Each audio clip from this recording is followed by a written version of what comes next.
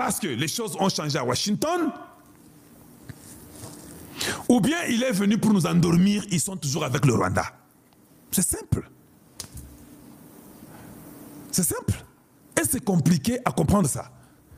Ça a à voir avec la guerre qui se passe à l'Est. Vous ne venez pas chez nous. Nous, nous avons cherché pour que vous puissiez nous aider. On est parti dans beaucoup de problèmes. Nous avons eu, même Tshisekedi avait les Israéliens dans sa sécurité si vous n'avez pas ça.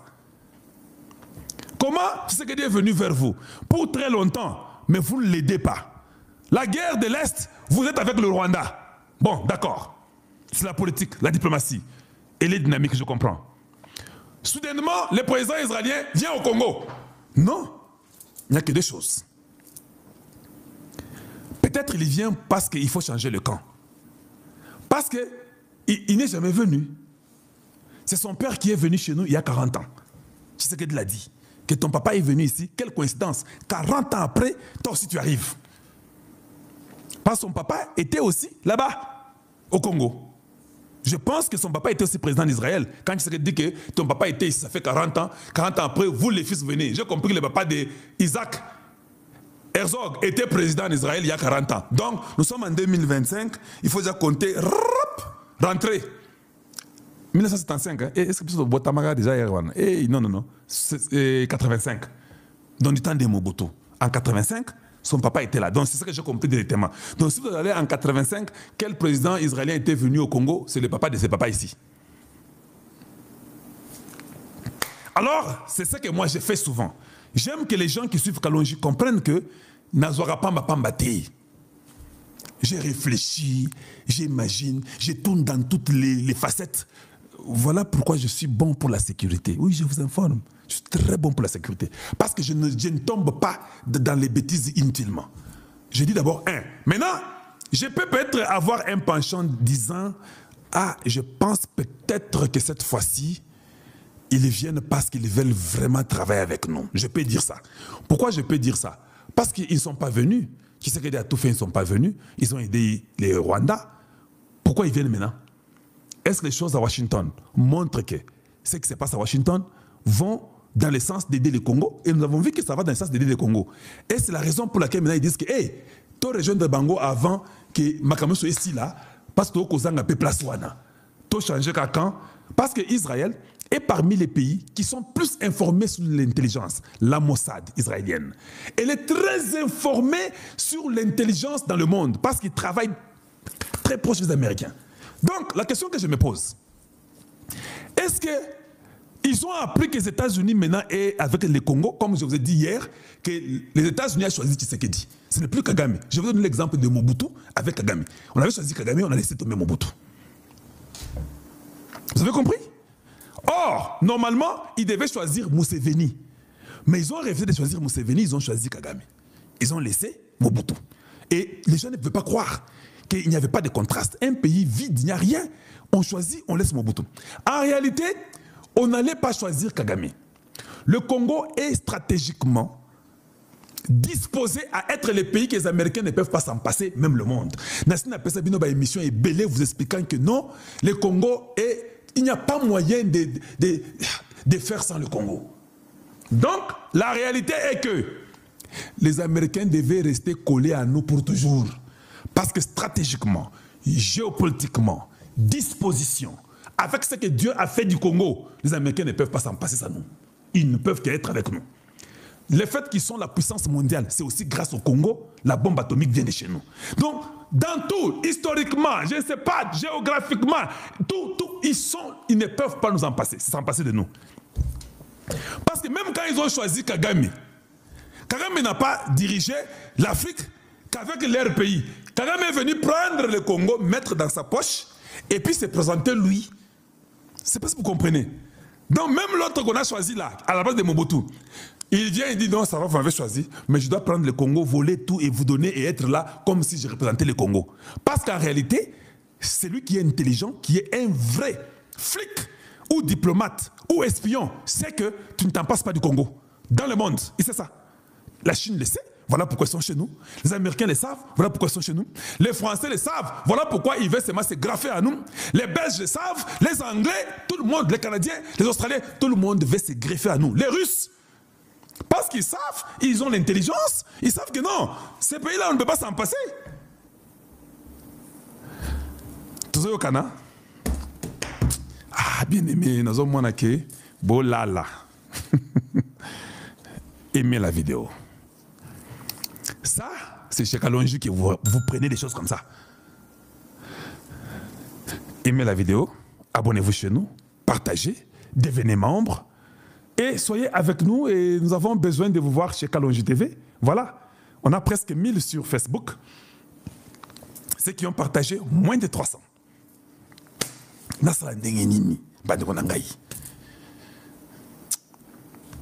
Encouragez-moi dans ce que je fais. Je réfléchis avec vous. Et je vais vous faire réfléchir pour que vous puissiez comprendre les signes. Il y a deux possibilités. Et je crois que c'est la première possibilité qui est la meilleure. Israël est informé que c'est le Congo maintenant, ce n'est plus le Rwanda. Rapidement, allons-y vers le Congo. Pas c'est le Congo maintenant. C'est la possibilité que je suis en train de réfléchir là-dessus et je pense que c'est ça. Et je dirais pourquoi je pense que c'est ça. Parce qu'ils sont plus informés dans le monde, ils ont la Mossad, ils savent les Américains ce qu'ils font.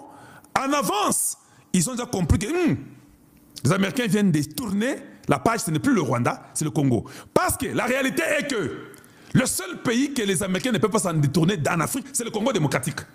Maintenant, ils étaient avec Kagame, Kagame disait le Congo, et les Américains étaient avec lui, mangeant, tuant, détruisant le Congo. Maintenant, ils se rendent compte que c'est Tshisekedi.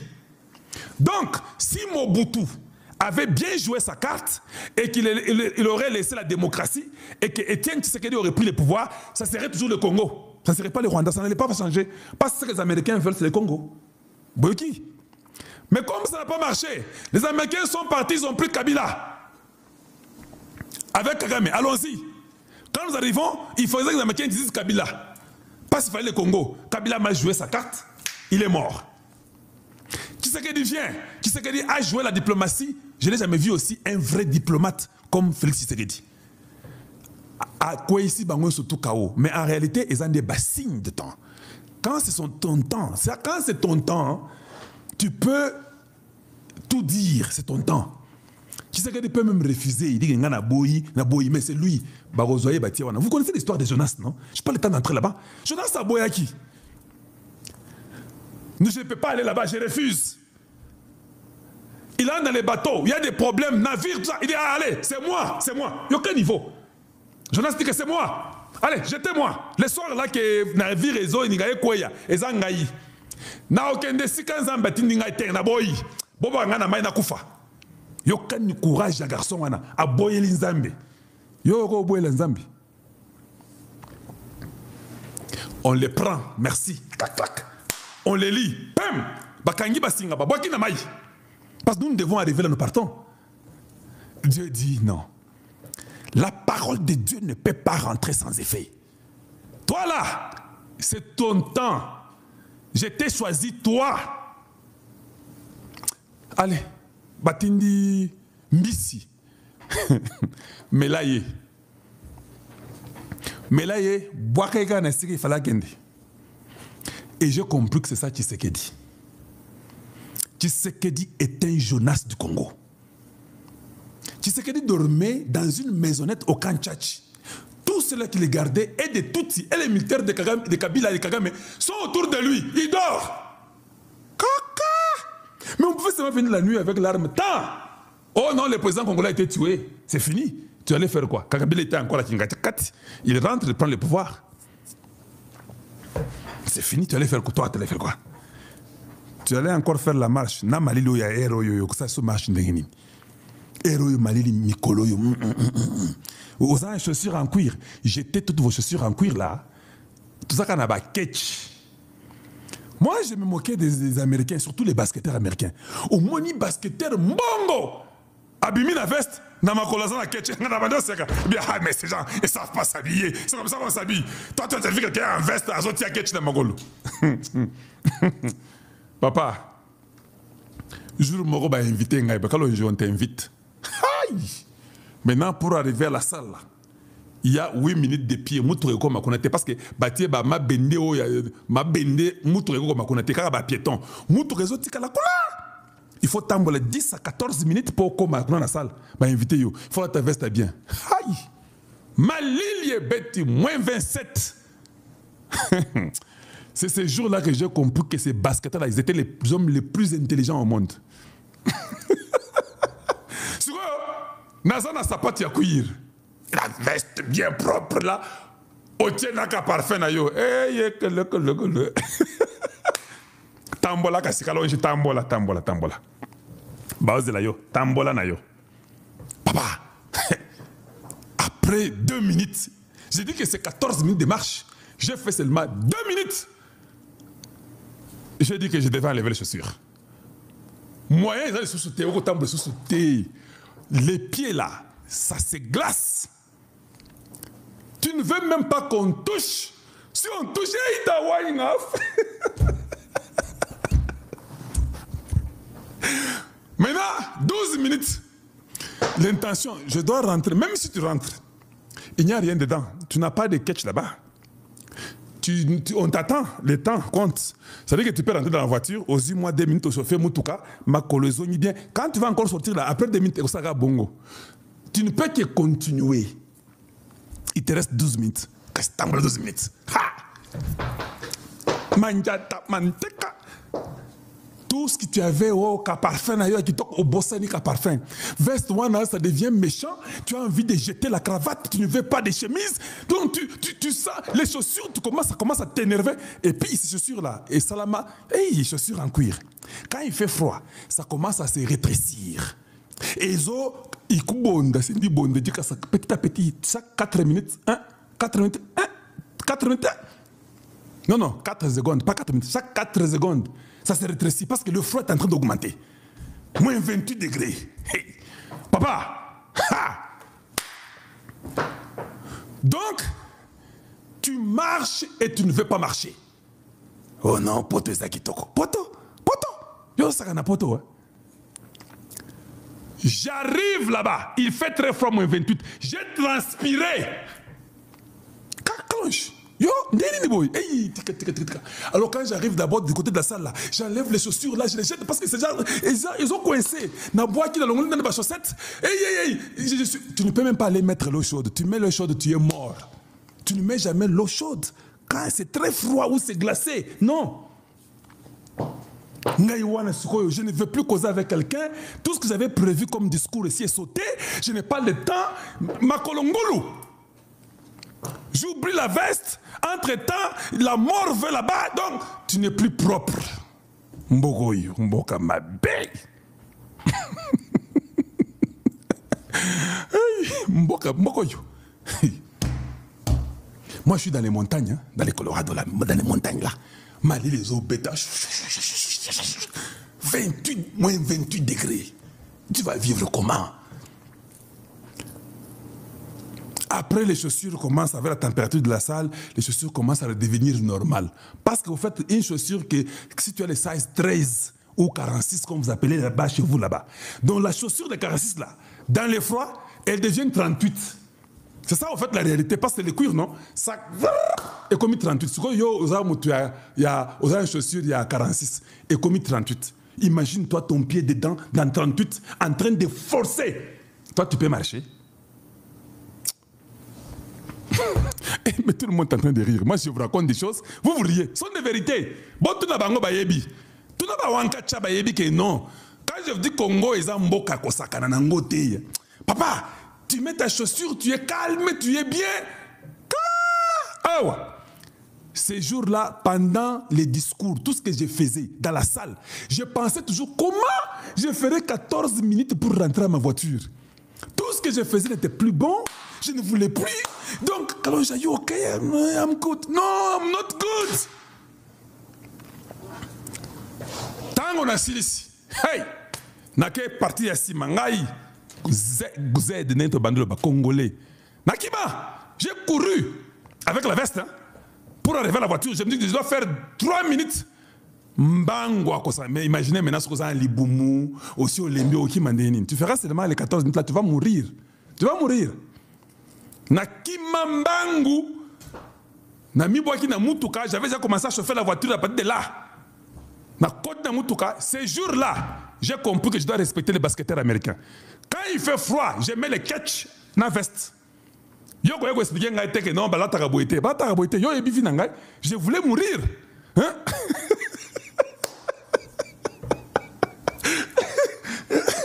Je voulais mourir. Toi, tu me dis que non, on ne s'habille pas comme ça, on ne met pas de ketchup. On ne met pas de ketchup. Toi, tu connais, tu comprends ce que tu dis là? Tu m'exposes à la mort avec tes histoires là, des chaussures là, des cuir. Laissez-moi libre. Hein? Allez, rentrons à notre histoire. Voilà. Bien aimé, pouvez-vous quand même aimer la vidéo, partager s'il vous plaît, please, please, please. Partagez, tapotez pour nous. J'ai besoin aussi des roses, j'ai aussi besoin des fleurs, les roses, les tapotages, les partages. Et c'est ça que nous avons besoin. Donc, la question que vous devez vous poser, ils viennent parce que maintenant, ils ont vu que ça a changé. Et je pense, moi, qu'ils ont vu que ça a changé. Parce qu'ils ne sont jamais venus. Ils ne peuvent pas venir brusquement. Tous les signes montrent que les choses sont en train de changer dans la direction du Congo. Comme les choses changent dans la direction du Congo, voilà pourquoi Israël s'est dit que hey, Mbangu, Congo, Mbangu, Mbangu. C'est la raison pour laquelle vous les voyez venir chez nous. Ils ne viennent pas chez nous parce qu'ils nous aiment. Pour votre information, le président Tshisekedi était d'abord en Angola hier. Ouais. Parce que là-bas, c'est le 50e anniversaire, ce qui est en Angola. Tshisekedi a Kendaki aller-retour, à Komi, à Beti Bam, à Zongi. Donc, aujourd'hui, je crois que Isaac Herzog part demain, c'est le 12, je ne me trompe pas.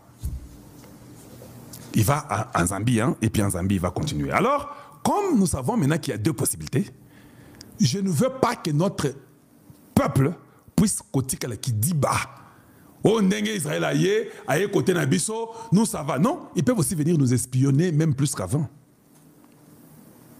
Ne soyez pas très naïfs pour dire que maintenant, aïe côté Nabiso, totikala. Alors, Kalonji vous conseille, même si je sais qu'ils sont venus de notre côté maintenant parce que les choses ont changé, parce que le Congo est incontournable.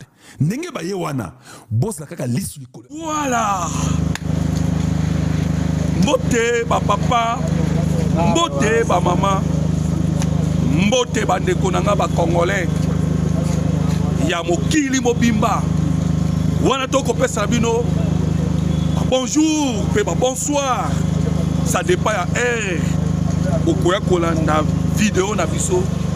Et surtout bino bandeko ya Angola, place bochaka télévision moko plein de bateaux.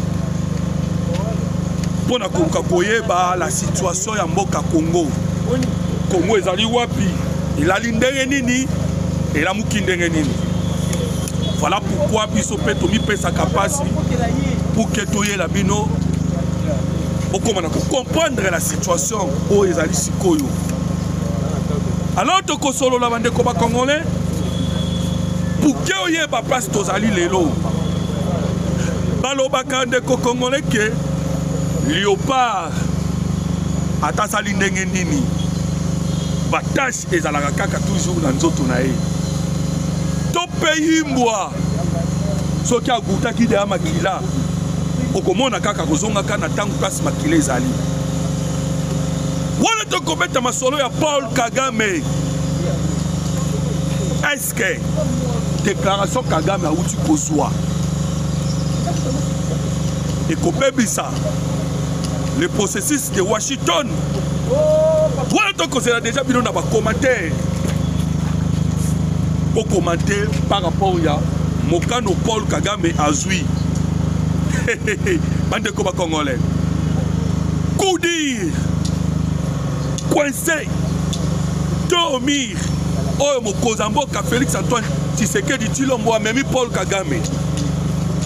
Kasi toko solo la ngo awa. Pour décortiquer total à ce qui la décision Kagame a joué et qu'on hypothéquer l'accord de Washington. Alors déjà vous allez commenter là-dessus et vous allez écouter aussi nos analyses. Tokoye Bisabino, pourquoi John Tchibangu a été interpellé? Parce que lobby ba Tchaki Maboko pa ya John Tchibangu. Tokobeta lisusu lisolo na kati ya émission na biso otokopeta masolo longo na bino bana mboka ya Congo. Moïse Katumbi na batunaye balobi o ba violer espace aérien ya village de Kashobwe bandeko yoka terme Moïse Katumbi a violer espace aérien ya ndaku na ye donc na se wana ndaku ezaka ya Moïse Katumbi na village wana no soza na se ezaka Moïse Katumbi va violer espace aérien ya Moïse Katumbi. Comprenez que bandeko oyo bakomaki bakomisaki Congo bakomaki ba Léopold D bakomako violer ba espace aérien ya Moïse Katumbi. Toko solo la bandeko les avions de chasse oyo circulé na Kashobwe na Lubumbashi nini bakendaki ko constater kuna na Lubumbashi pe Kashobwe toyebisaka bino nyonso tuke Paul Kagame azalaka na système ya talk and fight azongaka nsima te alobaki yango lobi ye azonga nsima te. Voilà pourquoi nos FRDC bakomaki communiquer oboyokaki le FRDC akomaki ezalaki mpona kolakisa ke le FRDC ekotikala toujours lisu likolo ya lisu ozage pona kolandela la situation bandeko. Je vous ai parlé de Lubumbashi Kashobwe, mais il y a eu des actions. Des brigades spéciales bakotaki lobby Mwenga, Fizi, Uvira. Territoire minene misatu ya Sud Kivu. Bandeko so suka mibale de le Kiwanda na monene et bandeko ba congolais et longo na Burundi to koluka to mettre la stabilité wana na kobetela bino lisolo. Vous allez comprendre qu'est-ce qui s'est passé Mwenga, Uvira, Fizi. Oyoyoki na moment to kobeta masolo avec le M23 na Doha Kagame atindi sikoyo bake déstabiliser ba haut plateau nyonso ya Fizi ya Mwenga ya Uvira ya yi guerrière en même temps bandeko ba congolais koto yo pe na Ituri Tony Luboya ako CCT kotali sake nous avons besoin de la paix wana lobby ya yi attaque pour na kokende ko clouer les hommes de Thomas Lubanga wana toko beta maso na Ituri. Mais bandeko ba congolais au juste les insécurités oyo ki na beti sona Lubumbashi na beti yo solo ya Ituri na ye na Sud Kivu. Qu'est-ce qui se passe au juste? Tela ngai jamais na émission na ngai bongo to partager li solo elongo na bino ya mboka na biso mboka na bino ndeko congolais na uti kobeta na lisolo ke jamais Léopard alongola kashanjaka batache ata koti na mai ata salindere nini aotikala kaka na batache détermination na bango nyonso ezali kaka ke le Congo doit souffrir parce que makamuto ko vivre lelo on a biso nyonso tozali vivant en République démocratique du Congo. Ce que nous vivons aujourd'hui, par contre qu'on a biso pe ba vivant quand même une situation depuis 1800 ils ont commencé par l'esclavagisme par le moins d'esclavagisme ba na colonisation et après la colonisation de monaki ba na système ya dictature. L'objectif faisant encore se faire souffrir les Congolais pour nous permettre le pillage. Mais cette fois-ci, bandeko, il y a eu conscience et pas bandeko ba Congolais de partout. Wana kobeta masolo ba Congolais ba komi en ce moment le Gola bandeko, il y a Vietnam. Bon on a ba Vietnamais bandeko ba Congolais, détermination ba Vietnamais bazalaki mutu to akomaki soda, mutu to akomaki révolutionnaire. À tel point que les 50 000 hommes aux États-Unis d'Amérique ont eu la guerre électronique. Bah, échoua. Amérique a défaite. Dès qu'on est au Congo. Mais dans le Vietnam, au moins, ils n'ont pas la capacité ou ils n'ont pas le potentiel. Oh, République démocratique du Congo en ressources minières et en richesses naturelles. Oui, mais que le Congo est allé poumon mondial. C'est-à-dire la mort. Congo est un poumon. Et, vous voyez, il y a Tshisekedi.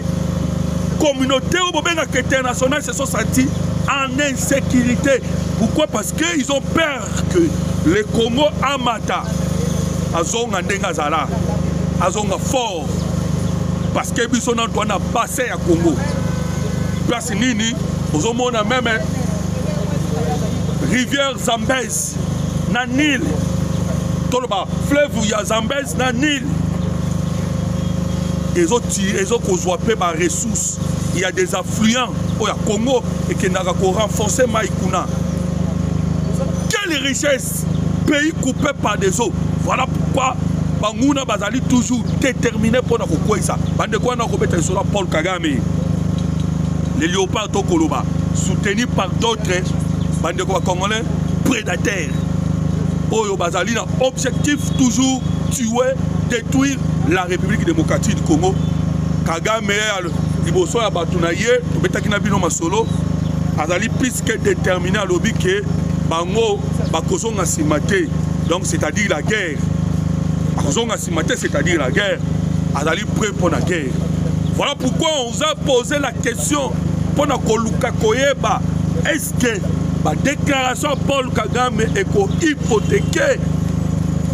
Bandeko ba congolais, la solution est ali simplement Kozambo Kaluba Kiango que Kagame ndenga azali wana azana ba objectif hégémonique azali na ba objectif ya ko sender le pays ya kozwa mboka ko annexer yango na Kigali na Rwanda ou alors à balkaniser. Et Kagame lui-même aussi a prouvé cela qu'il a un objectif. Voilà pourquoi Benga qui bande konae na unity oya bango pour dire unité pas solo la elongo na ba Rwandais mususu atali sabango masolo ya accord de Washington o abengi yango ezali magui o ezali abengi yango buzoba o aboyi. Kagame a répondu bande kona Paola 8 l'envoyé spécial de Donald Trump. Maman oyo Donald Trump a fait sa kit Vanda. Maman oyo azali lokola oyo azali conseillère ya Donald Trump. Oyo appelle sa ka Donald Trump a conseil. Oyo Donald Trump a yokelaka parce que Donald Trump a frôlé, il avait frôlé la mort à quelques centimètres réalité inaye. Bande comme congolais, vous imaginez hein? La confiance au Trump à cause en envers maman. Et Batindaki Maloba et pas il y a Paul Kagame. Maman même qui ça ne pas Paul Kagame pour dire à Paul Kagame que moto ekoya. Moto ezali koya o ekoziki sa Rwanda. Un avertissement. Oh bah il a qui Paul Kagame. Kagame tika. Et Kagame a répondu de Karotika n'a été parce que vous pouvez simplement écouter ma déclaration naïe. Là vous allez comprendre bandeko. Laissez-moi vous rappeler encore. Moi quand ma déclaration il y a Paul Kagame. Là bandeko, on comprend que Paul Kagame azali mutu oyo bandeko. Azo sala azali déterminé kaka pour na eko sala nini. Alobi na bandeko na ba Rwandais. On vivra pour ça. On mourra pour ça. Nos vies, notre avenir, notre sécurité. Donc pour Kagame, la paix, il y a Rwanda, c'est la guerre en RDC.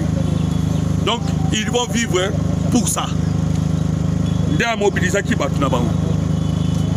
Alors vous comprenez que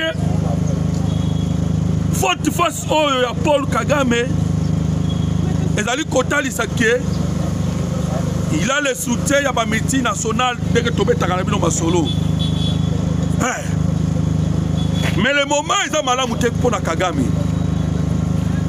Moment ils ont malade mouté pourquoi? Parce que tu sais qui bino déjà que la Mikole le Kanaki 500 M23 par Yaki Koti Kaminduki. Lobby chiffre comme 577.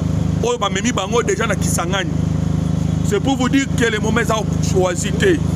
Kagame connaissant sa situation, Kagame a na posa a kenende kokufa. Voilà pourquoi l'ingité na orgueil azana yango akoka kokomona na misu na ye ndenge bandeko ba congolais makambo ko andenga kokufa. Tant mieux pour na Kagame akufa na ye que a permettre yango pour akende na ba honneur.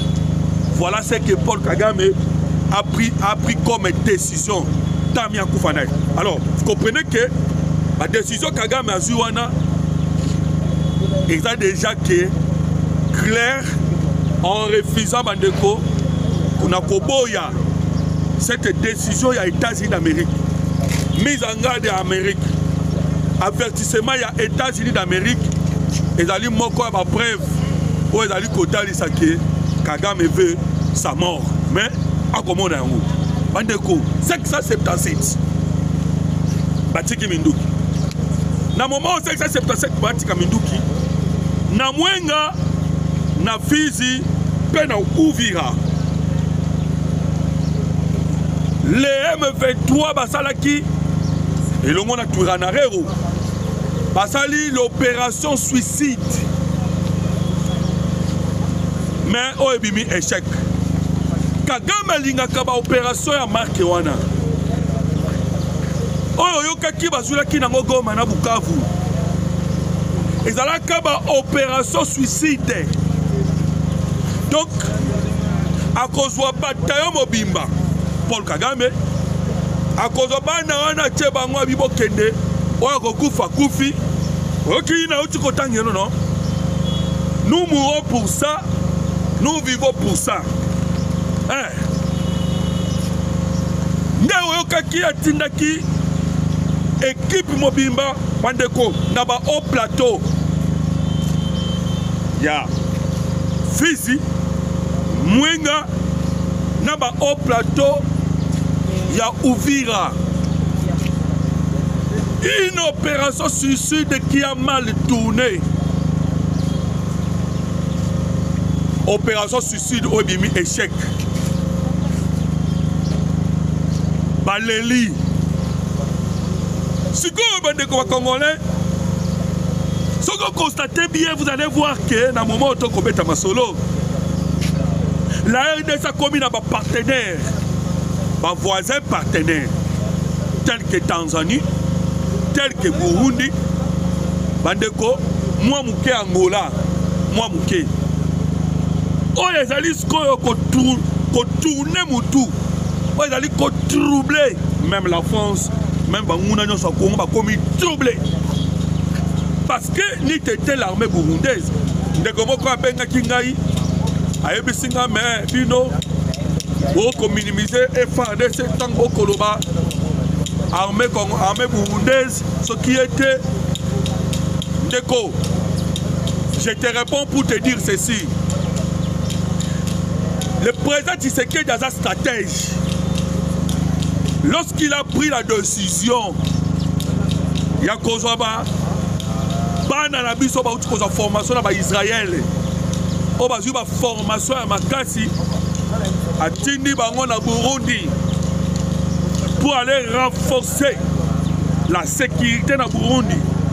Et à Pambate, nos FARDC sont forts. Mais dis-moi bon etambolaka. Voilà maintenant ma stratégie, ma comprendre que tout type de soldats dans Burundi, Burundi parti dans soldats dans Congo.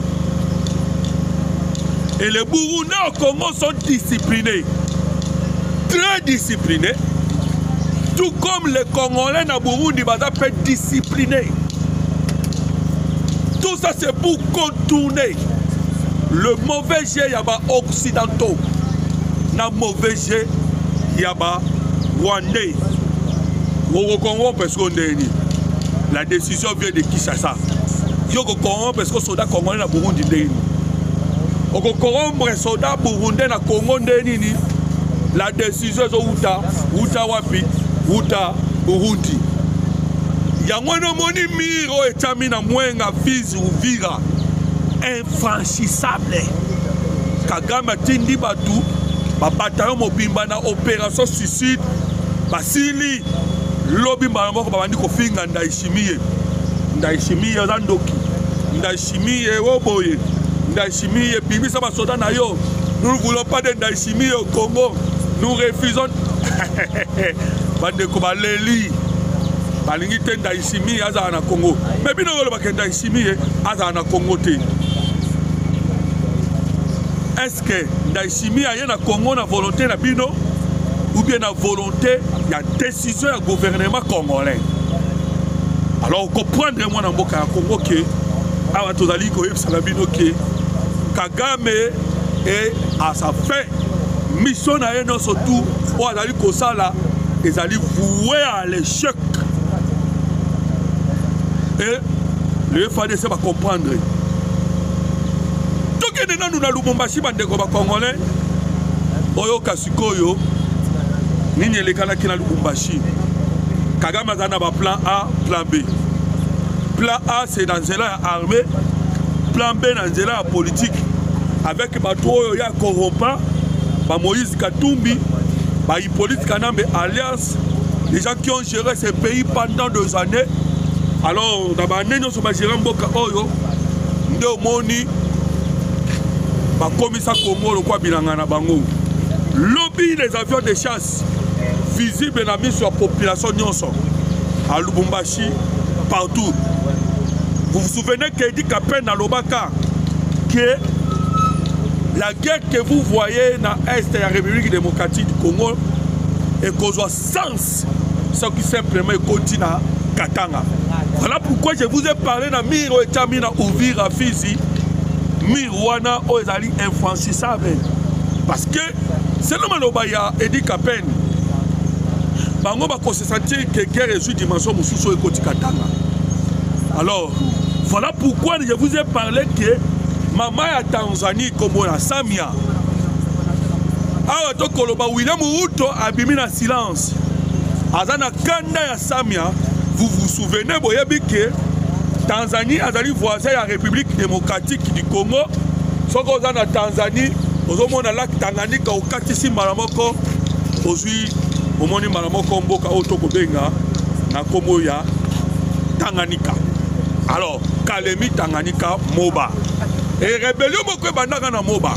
Vous vous souvenez? Alors, William Ruto alobi ni pona Mama Samia. Alobi na Mama Samia que jamais Robiso na Kenya. Ça c'est William Ruto. Na ko attaquer na ngai Tanzanie mais na Kenya jamais mutakozwa 96%. William Ruto. Yo lobi que na démocratie solo mutakoyi kozwa 96% te. Mais William Ruto félicite qui Paul Kagame. O azwaki 99,15%. Yo Ruto félicite qui est. Au boy ko féliciter Samia. Nous avons compris Bagé Nabino. Bandeko, et ça n'a qui débagé. Baluka qui va déstabiliser Tanzanie.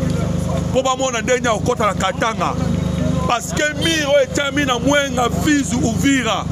Avec l'armée burundaise. Des bombes bango, moi je atteindre Katanga. Ils ont voulu maintenant contourner. Le Kola Kagame, aller la politique, il y a contournement. Qui a contourné le Kivu au travers du de Tanzanie, à partir de Tanzanie, dans Koloma. Pour pas mon année, il va déstabiliser ce Koyo, Tanganyika va Kota Grand Katanga.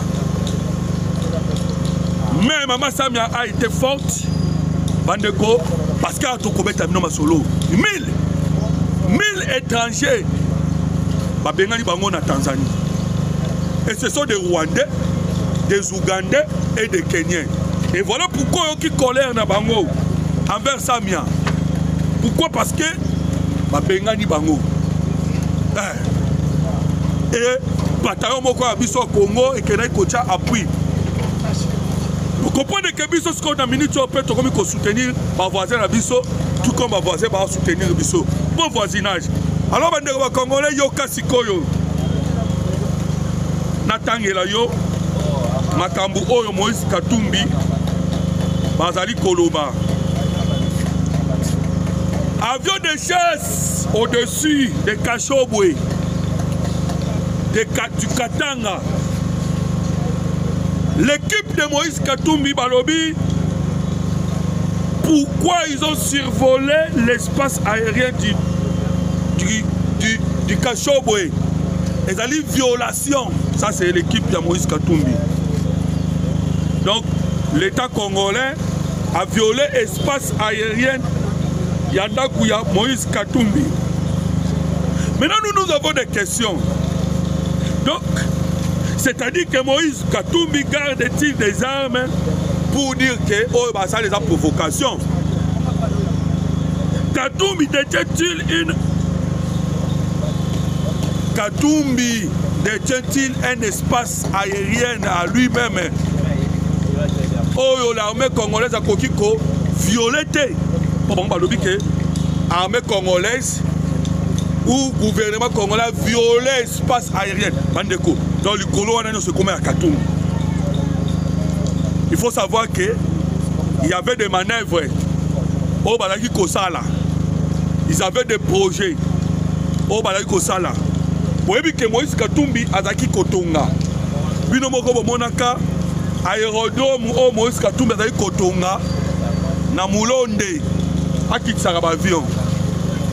Wana bomona kilomètre patrouille aérienne batala na se ni nezali na système ya lisu likolo lisu pour que Katumbi tona banguna nyoso ba préparer kuna Katanga te. L'objectif là on est à Katanga et ils allaient qui maîtriser. Voilà, on a eu Sabino que Paul Kagame a un plan A, plan B.